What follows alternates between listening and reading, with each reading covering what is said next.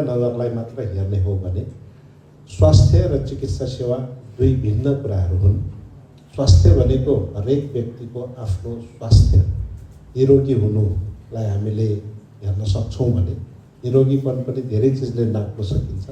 चिकित्सा सेवा भनेको हामीलाई कसम कदाचित बिरामी भइहाल्यो भने तुरुन्तै हामीले सेवा पाउने अस्पताल, क्लिनिक र स्वास्थ्य केन्द्रहरू जस्ता कुराहरूलाई हामीले हेर्नुपर्ने हुन्छ।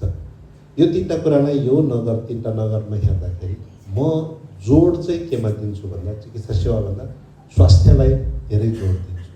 हामी यो तीनटा नगरका सबै नगरवासीहरू कसरी स्वस्थ रहन सकौँ त्यो चाहिँ प्रमुख महत्त्वपूर्ण विषय छ।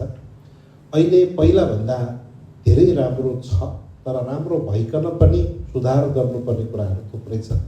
अहिले के स्वास्थ्यका समस्याहरू हामी भोगिराखेका छौँ त्यतातिर हेर्ने हो भने स्वास्थ्य एउटामा मात्र नभइकन धेरै कुरामा रिलेटेड हुन्छ। अघि न खानेपानीको कुरा आयो, पानी नै भएन भने स्वस्थ रहन सक्दैनौँ।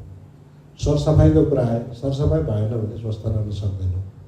मोबिलिटीको कुरा आयो, एक ठाउँबाट अर्को ठाउँमा पुग्नलाई राम्रो बाटोघाटो भएन भने स्वस्थ रहन सक्दैनौँ। ढल निकासको कुराहरू राम्रो भएन भने स्वस्थ रहन सक्दैनौँ। बत्ती बिजुलीकोदेखि लिएर हामी राम्रोसँग बस्न यो सहरीकरणको पनि धेरै नै जकडिएको हो भने स्वस्थ रहन सक्दैनौँ। यो कुराहरू सबै भौतिक पूर्वाधारहरू चाहिँ स्वास्थ्यसँग प्रत्यक्ष सम्बन्धित राख्दछ।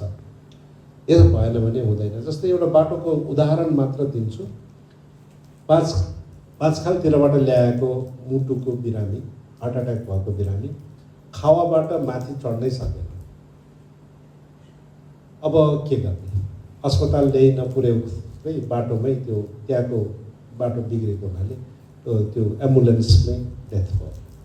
अब कसलाई जिम्मा दिने? दोष कसलाई दिने? त्यसको जिन्दगी जानुपर्ने त थिएन, तर बाटोको कारणले गर्दाखेरि गयो।